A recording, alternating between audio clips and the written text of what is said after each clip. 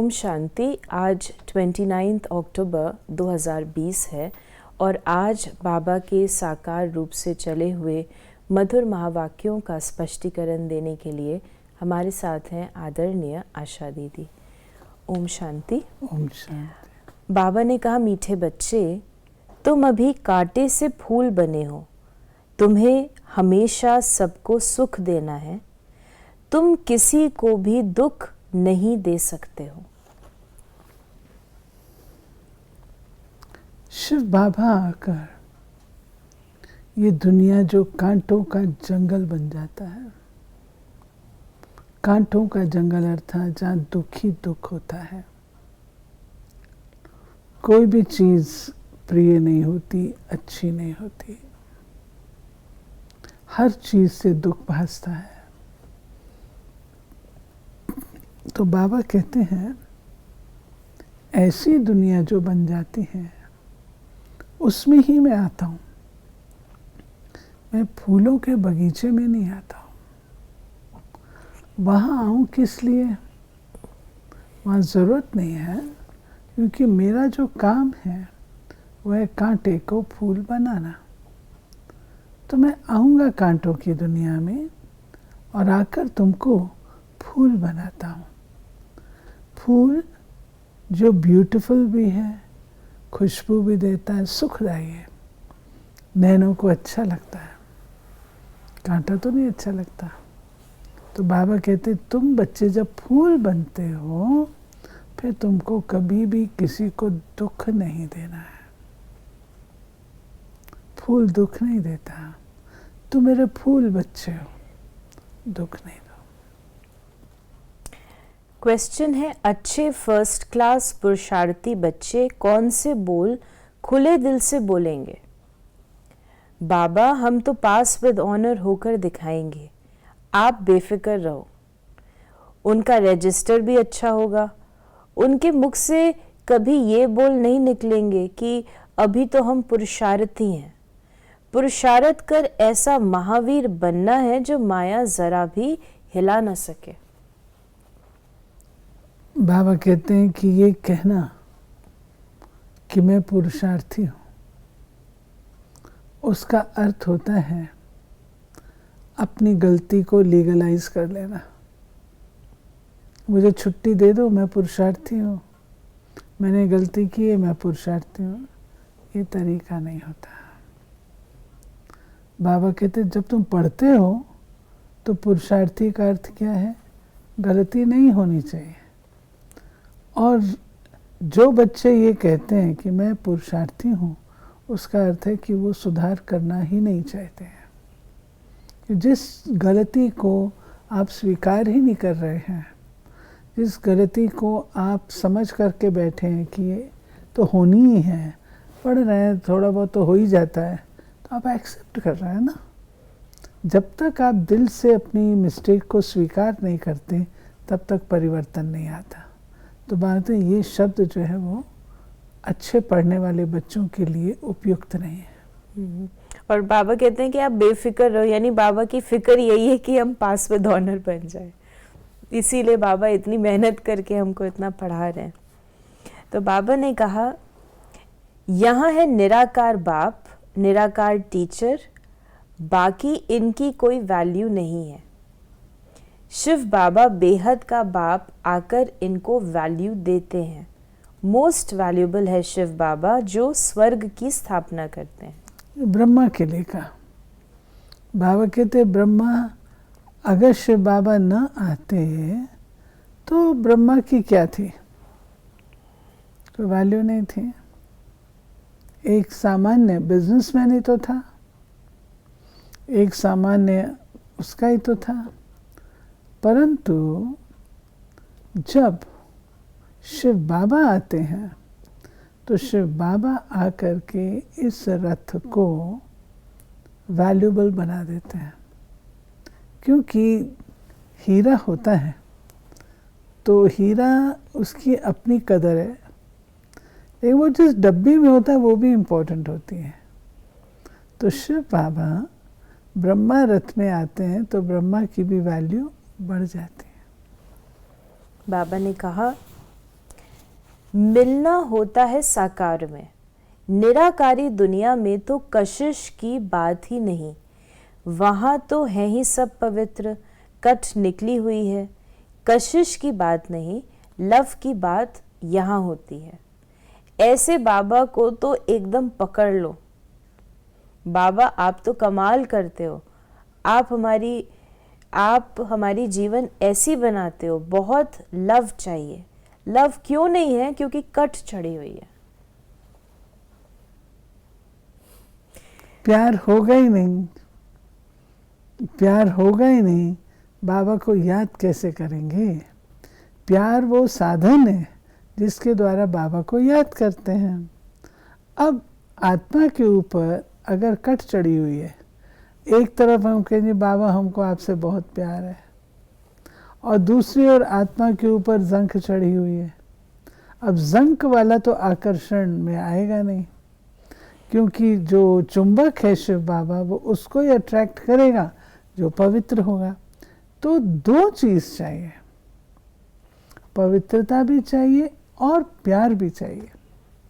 अगर पवित्रता नहीं है तो प्यार भी झूठा है, केवल मुख से वर्णन करते हैं। जो बाबा कहते हैं कि अगर तुमने मुझे याद करना है तो अपने ऊपर से कट उतारो, तो वो बाबा कहते हैं पवित्रता और प्यार ये दोनों की ही आवश्यकता है। याद की यात्रा के सिवाय कट निकलेगी नहीं, इतने लवली नहीं बनते हैं।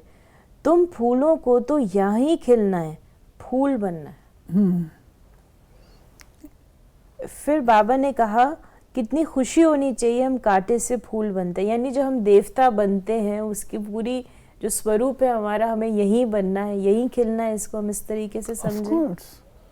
सिर्फ हमारा जो शरीर है वो पुराना रह जाता है, लेकिन आत्मा को तो पूरा ही ट्रांसफॉर्म होना पड़ता है ना। एकदम अगर ज़रा से भी उसमें कालिख रह गई इस कलयुगी दुनिया की, तो वो तो सत्युग के लायक नहीं रहते ना। आप भी कोई चीज़ खरीदते हैं, अगर ज़रा से भी डिफेक्टेड होती है तो आप क्या करते हैं?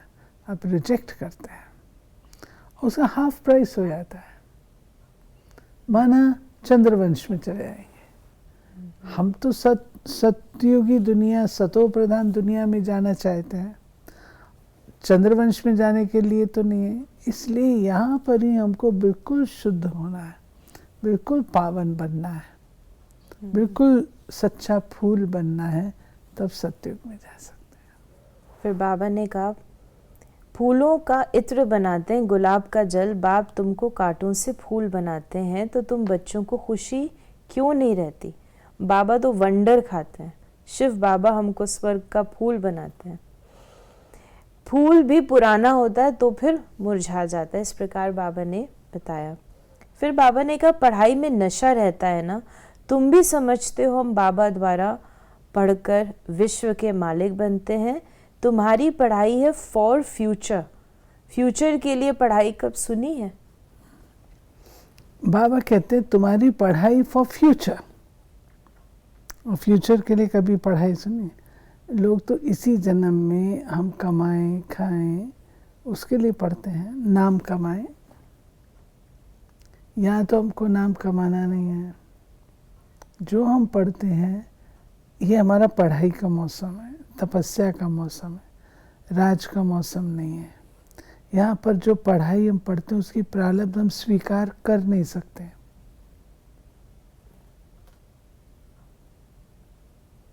अगर हमने यहाँ पढ़ाई पढ़ते हुए प्रारब्ध स्वीकार कर ली तो भविष्य से कट जाएगी।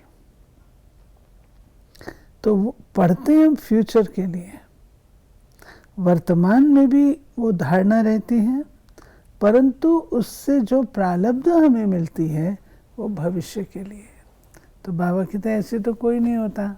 हाँ, लोग श्रेष्ठ कर्म करते हैं, अच्छे कर्म करते हैं, कोई थोड़े बहुत कर्म कर लिए और बन गए, लेकिन ऐसी कोई पढ़ाई तो हमने आज दिन तक देखी नहीं जो हमें अगले जन्म के लिए पढ़ाए।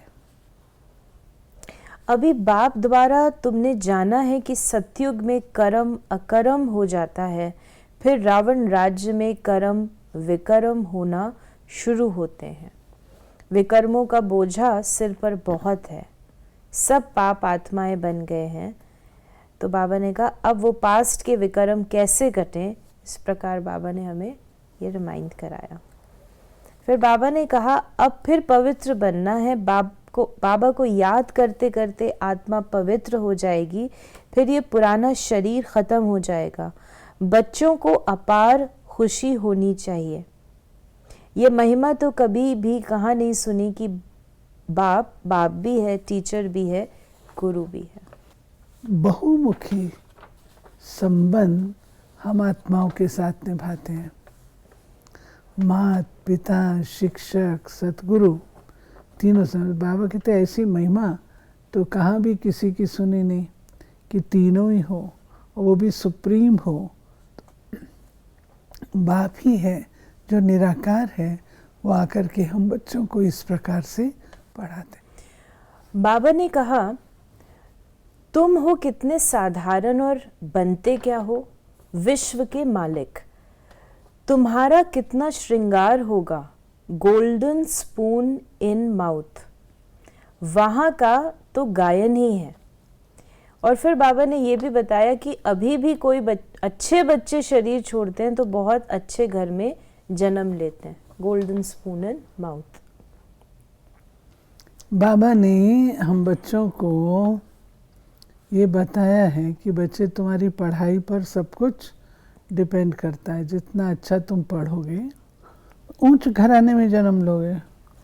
गोल्डन स्पून इन माउथ जो बाबा कहते हैं, यहाँ पर भी कोई बहुत अच्छे रिच फैमिली में जन्म लेता है तो कहते हैं गोल्डन स्पून इन माउथ। तो बाबा ने हम बच्चों को ये गोल्डन स्पून इन माउथ कहा कि आपको ये पढ़ाई पढ़ करके इतना ऊंचा राजभाग प्राप्त होता है।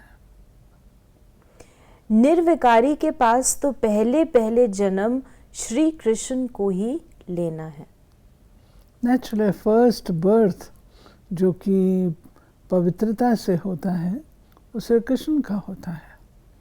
और उससे पूर्व जितने भी होते हैं बेशक वो संपूर्ण आत्माएं होती हैं, लेकिन उनका जन्म तो दूसरे प्रकार से। फिर बाबा ने बताया कि अब वेजिटेरियन की कॉन्फ्रेंस में भी तुम बच्चों को निमंत्रण मिला हुआ है। बाबा तो कहते रहते हैं हिम्मत करो। दिल्ली जैसे शहर में तो एकदम आवाज फैल जाए। दुनिया में अंधश्रद्धा की भक्ति बहुत है। ये बाबा ने जो बात कही कॉन्फ्रेंस की, उन दिनों दिल्ली में एक कॉन्फ्रेंस हुई थी वेजिटेरियनिज्म पे, और उसमें हम लोगों ने भाग लिया था। तो बाबा ने ये बात कही कि वहाँ पर आप एक्सप्लेन करो, और उसमें वैष्णव वंशी कौन होते हैं ये चीज़ प्रदर्शनी लगाई गई थी, और उस कॉन्फ्रेंस से भाग लिया था। फिर बाबा ने कहा तुम देखते हो नंबर वार माला कैसे बनती है, पुरुषार्थ अनुसार ही बनेगी। तुम हो स्टूडेंट, वंडरफुल। स्कूल में भी बच्चों को दौड़ते हैं ना निशान तक। बाबा भी कहते हैं तुमको निशान तक दौड़कर फिर यहाँ ही आना है। याद की यात्रा से तुम दौड़कर जाओ, फिर तुम नंबर 1 में आ जाएंगे। ये बाबा याद की रेस बताते हैं, और हमारे याद की रेस का जो पिलर है वह परम धाम। वहाँ तक तुम दौड़ लगाओ और फिर वापस आओ, फिर दौड़ लगाओ, फिर वापस आओ। और दूसरे बेहद रूप से अगर देखें तो हम याद से परम धाम जाते हैं, परम धाम से हम स्वर्ग जाते हैं, फिर पुनः वापस लौट के इस दुनिया में नहीं आते हैं। बाबा ने कहा अभी तुम भारत को स्वर्ग बना रहे हो तो कितनी खुशी होनी चाहिए, कितने अच्छे गुण होने चाहिए। अवगुणों को निकालते जाओ, सदैव हर्षित रहना है। तूफान तो आएंगे, तूफान आए तब तो महावीरनी की ताकत देखने में आए। तुम जितना मजबूत बनेंगे उतना तूफान आएंगे। नेचुरल है, जितना जितना ताकत होती है, अगर छोटे से बच्चे के ऊपर बहुत बड़ी परीक्षा है तो वो बेचारा तो वैसे ही दब जाएगा। उसके लिए वो चीज़ मैच भी नहीं, और उसको अन्याय भी कहते हैं। लेकिन जितना जितना आप बढ़ते जाते हैं तो आपका जो ओपोनेंट है वो उतना ही स्ट्रांग बनाया जाता है, ताकि आप स्ट्रांग के साथ युद्ध करें। तो जितना इतना हम लोग पावरफुल बनते जाते हैं, महावीर बनते जाते हैं, तो ऐसे ही तूफान भी बढ़ते जाते हैं। महावीर तो तब है ना जब तूफान से पार हो जाए। वो बाबा कहते हैं उसमें घबराना नहीं चाहिए, ये आते हैं लेकिन आप अपने महावीर हो। आज का वरदान है, अपने अधिकार की शक्ति द्वारा त्रिमूर्ति रचना को सहयोगी बनाने वाले मास्टर रचता भव। त्रिमूर्ति शक्तियाँ, मन, बुद्धि और संस्कार, ये आप मास्टर रचता की रचना है। इन्हें अपने अधिकार की शक्ति से सहयोगी बनाओ। जैसे राजा स्वयं कार्य नहीं करता, कराता है। करने वाले राज्य कारोबारी अलग होते हैं। ऐसे आत्मा भी करावनहार है। करणहार ये विशेष त्रिमूर्ति शक्तियां हैं। तो मास्टर रचयिता के वरदान को स्मृति में रख त्रिमूर्ति शक्तियों को और साकार कर्मेंद्रियों को सही रास्ते पर चलाओ। आत्मा जो अपनी कार्य करती है वो इन तीनों शक्तियों के द्वारा करती है, मन, बुद्धि और संस्कार। अब ये तीनों के ऊपर राजा का, आत्मा का कंट्रोल चाहिए। अगर कंट्रोल होगा तो विजयी हो सकेंगे। अगर ये तीनों ही कंट्रोल में नहीं, अपनी मनमानी करते हैं, तो हार तो निश्चित है। इसलिए बाबा ने कहा है कि इनको अपने कायदे अनुसार कंट्रोल में रखो, इनके द्वारा कार्य कराओ। राजा कार्य कराता है, आप करावनहार बनो और ये करणहार है। स्लोगन है, अव्यक्त पालना के वरदान का अधिकार लेने के लिए स्पष्टवादी बनो। तो इसे स्पष्ट करें कि स्पष्टवादी बनना अर्थात क्या।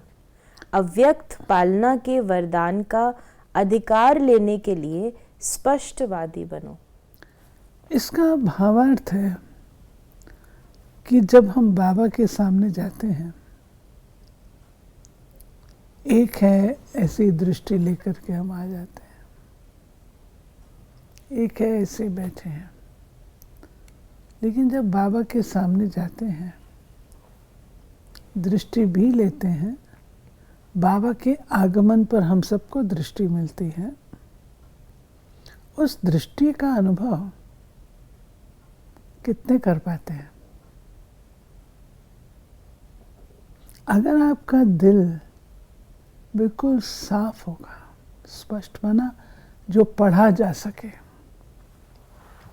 बिल्कुल साफ होगा, तो आपको बाबा की दृष्टि से ताकत मिलेगी।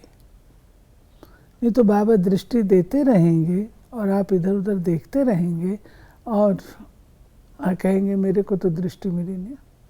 बाबा की दृष्टि की विशेषता ये है, पालना, ये अव्यक्त पालना है बाबा की। एक है वाणी के द्वारा, एक है दृष्टि के द्वारा। वो तभी अनुभव कर सकते हैं जब हम स्वयं अव्यक्त स्थिति में हैं। और सच्चाई, तो सच्चाई और स्पष्टवादी जब तक नहीं बनेंगे तब तक हम अव्यक्त भी नहीं बन सकते और पालना भी अनुभव नहीं कर सकते। तो ये थे बाबा के आज के महावाक्यों का स्पष्टीकरण। यदि आपके मन में भी कोई सवाल है तो आप उसे व्हाट्सएप करें 8826599309 पर, और हम आपके प्रश्नों का उत्तर प्रश्नोत्तरी कार्यक्रम में देने का प्रयास अवश्य करेंगे। ओम शांति।